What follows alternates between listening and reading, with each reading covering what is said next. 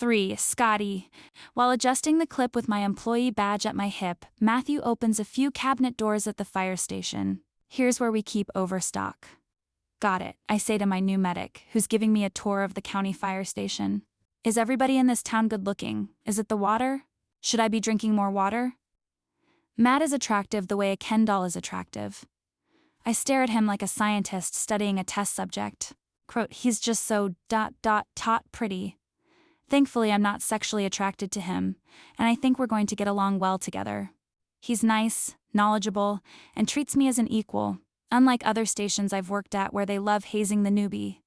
The firefighters seem nice too. One of the guys, Dave, introduced himself at the bar. I think he had a few too many that night, especially after some other patron called him out on having a wife and a couple kids at home. Truthfully, I'm not sure if he even remembers because he hasn't given me any sideways glances, for which I'm grateful. Matt opens another cabinet with CPR dummies inside and some other training materials. A sealed package containing a resuscitation Annie face falls onto the floor like one of Hannibal Lecter's snacks. Annie, are you okay? I stuff it back in the cabinet and shut the door, then follow him through another doorway that leads to a large open room with windows spanning one of the exterior walls. The center of the room holds foosball and ping pong tables. Along another wall is a mounted television and a leather couch that's seen better days. Rec room? Nice. Some of the fire guys take the games pretty seriously. He gestures toward the wall with two large whiteboards, one filled with a foosball bracket and the other set up with ping pong scores. Yeah, I'm not at that level. Not anymore, at least. I could have gone pro in college, but, I end the joke with a wistful sigh. Injury? He asks, matching my bit. Nah, couldn't handle the pressure. The fans, the women, the money, ... it became too much. So, naturally, I became an EMT. That's the logical path. Matt chuckles and I smile. At least my medic has a small sense of humor. That would not have flown at my last job. I think you'll fit in well here.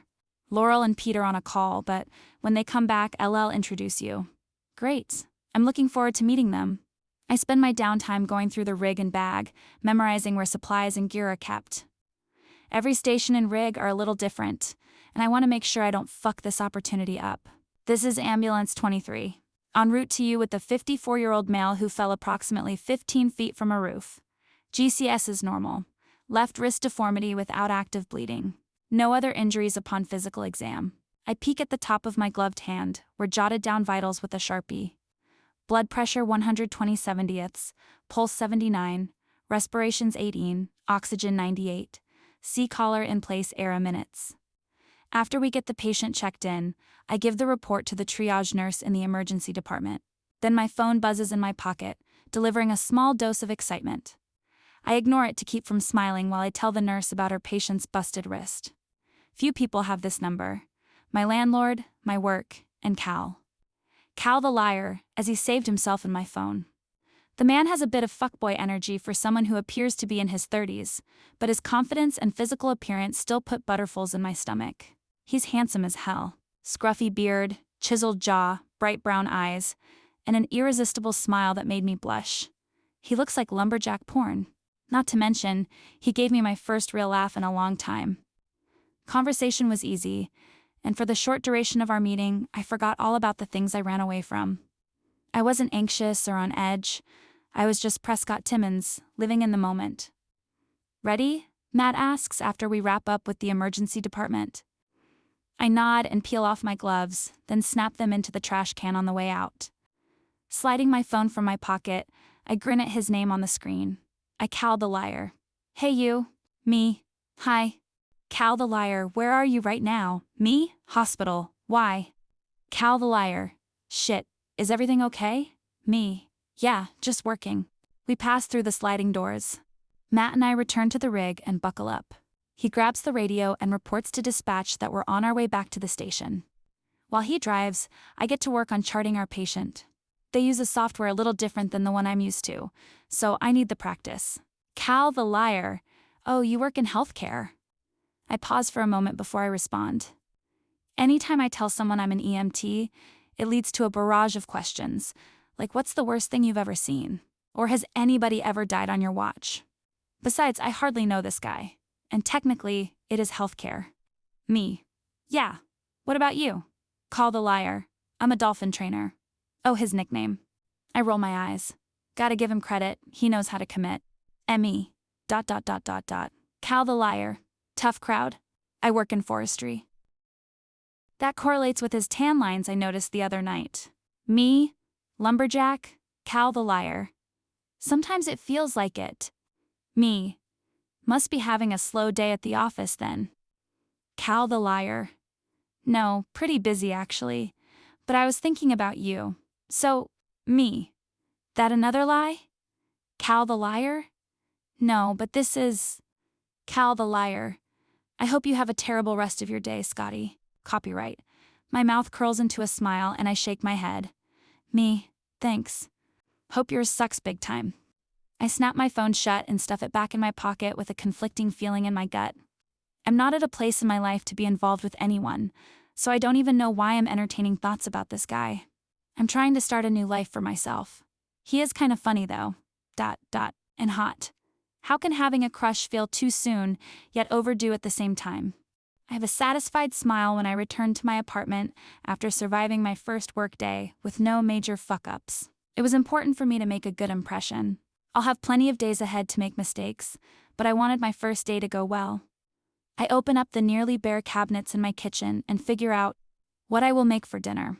Canned peaches or canned green beans?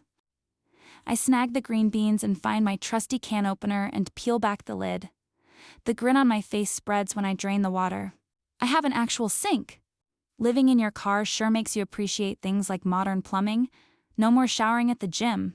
No more gas station bathrooms. I pluck a plastic fork from the drawer and head toward the window of my studio apartment. Using my foot, I nudge the inflatable mattress against the wall, then plop down in front of the window and rest an elbow on the sill. Outside, it's not busy like Main Street, but I can still watch the town's residents walk by my building, and that's almost as good as television. I stab my fork into the green beans and stuff them into my mouth. The salty and slightly waxy beans taste like a 5-star Michelin meal. Honestly, I'd eat this for dinner even if I wasn't broke. I bring another forkful to my mouth but freeze halfway when I see a woman with a big orange floppy hat pushing a stroller. A cat stroller. Sure enough, a big fat tabby is propped up in the seat, bouncing along the bumpy sidewalk. I snort at the way he jiggles in his seat. This town has some characters. My phone buzzes. I set the fork in the can and rest it on the windowsill. Another text from Cal. Cal the liar. How was your day? Cal the liar. Good. Hungry? Wanna grab dinner? I take another bite, dropping the fork back into the hollow tin. Can. Me. Just ate. Sorry. Cal the liar. Bummer. Are you free Saturday night? The whiskey I bought the other night was a celebration after securing my offer letter. I wanted to feel like an ordinary person and be around other ordinary people. I've been so lonely since I left Arkansas, so I needed that night at the bar. But for now, the rest of my cash is reserved for emergencies only. I'm on canned dinners until my first paycheck clears. I've only gone on dates with Jonathan. Do men still pay for their dates' dinner? What if he wants to go somewhere fancy? I can't risk having to split the bill and have my bank account take the hit. MSI, Ev got plans this weekend. Rain check? Maybe the weekend after. Cal the liar. It's a date. What the hell am I doing? I haven't been settled in this town for more than a couple weeks, and I already have a date scheduled. At 32, it's been well over a decade since I've been on a first date, and I'm not sure if those even count. This is wrong, but damn, flirting felt so right. I want normalcy, and that means stepping outside my comfort zone. As much as I shouldn't entertain the idea of dating, it feels natural. What difference does it make? You're in over your head, I say out loud to myself. After that text, guilt has me opening Facebook. People have been leaving their condolences and offers of support for Jonathan. Some of the bolder members of the community call me names. I refuse to be a part of that life. I'm disgusted I stayed as long as I did. I warned him plenty of times that the day would come when he would wake up and I would be gone. It was the only way to escape. Still, I worry about him. Why the hell didn't he come with me? We could have left together, started our lives over, and actually lived for once. New state, new job, new people, new beginning. The slate gets no cleaner than this. It's bizarre to go from having people constantly around to no one. I've got 3 numbers in my cell phone: my landlord, my work, and some stranger I met at the bar. At first, I found peace in the silence, but lately it feels so loud. Now is one of those times. I need fresh air. Time to go for a run and check on my dream house. Clear my head of these anxious thoughts.